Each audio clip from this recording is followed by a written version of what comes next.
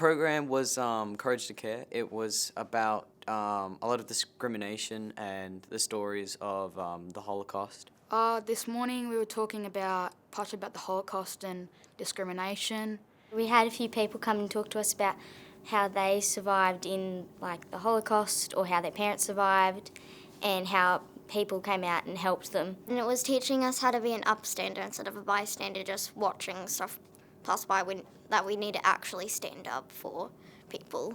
My experience with discrimination has mostly been with an anti-Semitic focus, especially since the beginning of the war in October 2023.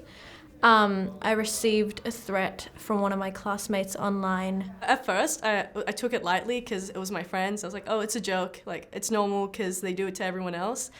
But when I saw them continuously doing it and it's getting worse and it's getting more direct and more racist to the point that it's not even relevant to my background, I felt very offended and trapped. I think it's really needed in the community at the moment, especially for teenagers. It's a big problem, I think. So yeah, I really think it's needed.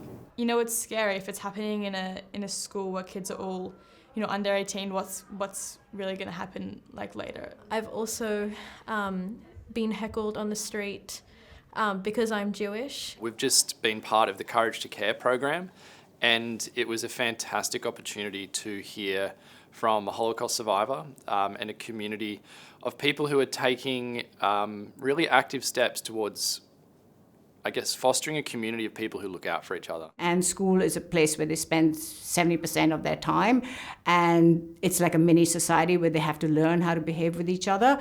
And so being an upstander is extremely important. It's scary to be an upstander and to stand up to people who may be in your friendship group. Courage is having the bravery, I guess, to be able to stand up to other people and tell them what they're doing isn't right. There are the wusses that don't do anything, and then there are upstanders that take the responsibility on their shoulders to do the right thing. You're a bystander, or you can be an upstander. The people who help me at great risk to themselves definitely saved my life. I am so grateful for the people who had the courage to care, actually, and to save our lives. It can be hard to be an upstander because you never know the repercussions of standing up for someone else. But it's about doing the right thing even though you're afraid.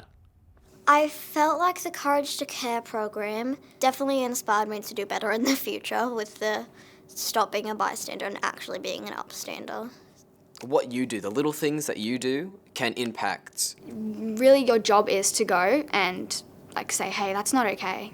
We don't talk to people like that. When the victim has an upstander, they feel empowered. Once you get everyone to chip in just a little bit, you can eventually resolve it.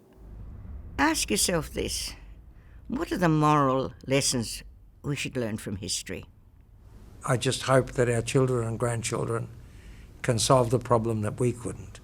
After participating in the Courage Care program, I felt really warmed by the fact that people are recognising it and they're trying to bring it to the community. When I reflect on today and our time with Courage to Care, I'm just struck that it takes 1,000 small conversations to build culture and to move the world in a positive direction. And I feel like the voices we've heard from the Courage to Care team are helping us build that better world.